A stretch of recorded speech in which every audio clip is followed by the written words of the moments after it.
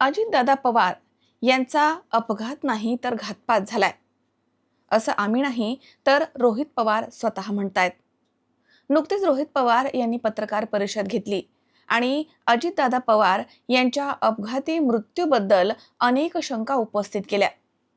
यावेळी कोणीही अफवांवरती विश्वास ठेवू नका असं आवाहन देखील रोहित पवार यांनी सर्वांना केलं आहे. रोहित पवार यांनी पत्रकार परिषद घेऊन या अपघाती मृत्यू संदर्भात अनेक शंका उपस्थित केल्या. त्यातले मुद्दे हे थोडक्यात पाहूयात. तर पहिला मुद्दा, या विमान अपघातामध्ये 100% घातपात झाला आहे आणि याची सखोल अशी चौकशी करण्यात यावी अशी मागणी त्यांनी केली आहे.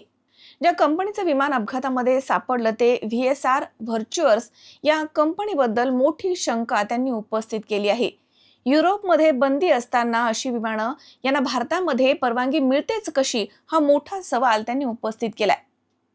विमानामध्ये अतिरिक्त इंधन टाक्या या बेकायदेशीर पद्धतीनं वापरल्या गेल्या असा आरोप देखील त्यांनी केलाय. तसेच अपघाताच्या वेळी विमानतळावरील CCTV फुटेज आणि कॉकपिट व्हॉइस रेकॉर्डर बाबत पारदर्शकता नसल्याचं देखील त्यांनी म्हटलंय.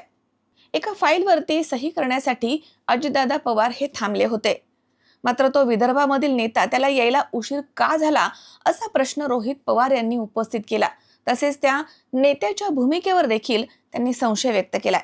या प्रकरणाची चौकशी करण्यासाठी स्वतंत्र विदेशी वाहतूक संस्था किंवा विशेष तपासी पथकाची नियुक्ती करावी अशी आग्रही मागणी त्यांनी केली आहे.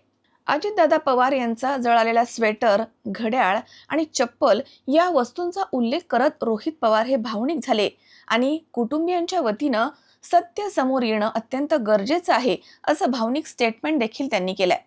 तर VSR कंपनीचा असा दावा आहे की विमान हे सुस्थितीमध्ये होतं, वेल मेंटेन्ड होतं, वैमानिक देखील अनुभवी होते. व्हिजिबिलिटी इश्यूमुळे हा अपघात झाला आहे. पण प्रत्यक्षदर्शी काही म्हणतायत की विमानाचा आवाज हा काही वेगळाच होता, ते सतत घिरट्या घालत होतं. तसेच टेकऑफच्या आधी सर्व तपासण्या झाल्या होत्या का, मग त्याचे रिपोर्ट कुठे आहेत. तसेच पायलटच्या पार्श्वभूमीवरतीच देखील संशय व्यक्त करण्यात आलाय, त्याची चौकशी होणं गरजेचं आहे. अशा एक ना अनेक मुद्द्यांवरती रोहित पवार यांनी प्रकाश टाकलाय. पण प्रश्न एकच आहे की हा सगळा योगायोग आहे की यामागे काही लपलं आहे. आणि या सगळ्यात सर्वात महत्त्वाची गोष्ट अशी आहे की ज्यावेळी अजितदादा पवार यांचा अपघात झाला होता त्यानंतर 4 ते 5 तासांनंतरच शरद पवार यांनी म्हटलं होतं की हा अपघात आहे, घातपात नाहीये. घातपात नाही हे शरद पवारांचं मग तेव्हाचं म्हणणं खरं मानायचं की आज शेकडो प्रश्न उपस्थित करणाऱ्या रोहित पवार यांचं म्हणणं खरं मानायचं, हाच मोठा प्रश्न उपस्थित झालाय.